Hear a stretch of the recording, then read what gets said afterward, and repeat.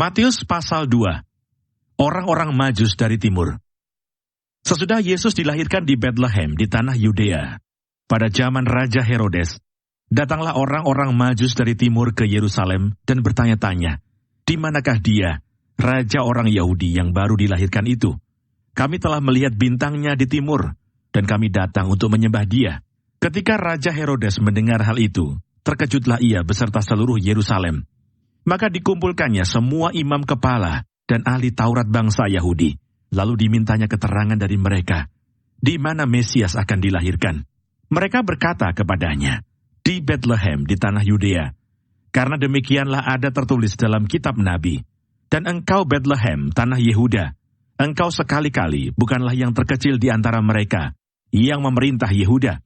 Karena daripadamu lah akan bangkit seorang pemimpin, yang akan menggembalakan umatku Israel. Lalu dengan diam-diam Herodes memanggil orang-orang Majus itu dan dengan teliti bertanya kepada mereka, bila mana bintang itu nampak. Kemudian ia menyuruh mereka ke Betlehem katanya, pergi dan selidikilah dengan seksama hal-hal mengenai anak itu. Dan segera sesudah kamu menemukan dia, kabarkanlah kepadaku, supaya aku pun datang menyembah dia. Setelah mendengar kata-kata raja itu, berangkatlah mereka. Dan lihatlah, bintang yang mereka lihat di timur itu mendahului mereka, hingga tiba dan berhenti di atas tempat di mana anak itu berada.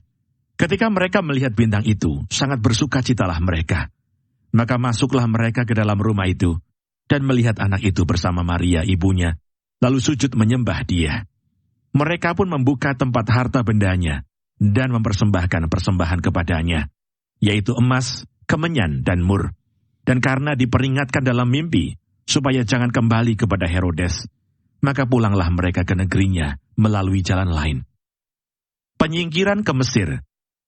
Sesudah orang-orang Majus itu berangkat, nampaklah malaikat Tuhan kepada Yusuf dalam mimpi dan berkata, bangunlah, ambillah anak itu serta ibunya, larilah ke Mesir dan tinggallah di sana, sampai aku berfirman kepadamu, karena Herodes akan mencari anak itu untuk membunuh dia. Maka Yusuf pun bangunlah, diambilnya anak itu serta ibunya malam itu juga, lalu menyingkir ke Mesir, dan tinggal di sana hingga Herodes mati. Hal itu terjadi supaya genaplah yang difirmankan Tuhan oleh Nabi, dari Mesir kupanggil anakku. Pembunuhan anak-anak di Betlehem. Ketika Herodes tahu bahwa ia telah diberdayakan oleh orang-orang Majus itu, ia sangat marah. Lalu ia menyuruh membunuh semua anak di Betlehem dan sekitarnya, yaitu anak-anak yang berumur 2 tahun ke bawah, sesuai dengan waktu yang dapat diketahuinya dari orang-orang Majus itu. Dengan demikian genaplah firman yang disampaikan oleh Nabi Yeremia. Terdengarlah suara di Rama, tangis dan ratap yang amat sedih. Rahel menangisi anak-anaknya, dan ia tidak mau dihibur, sebab mereka tidak ada lagi. Kembali dari Mesir.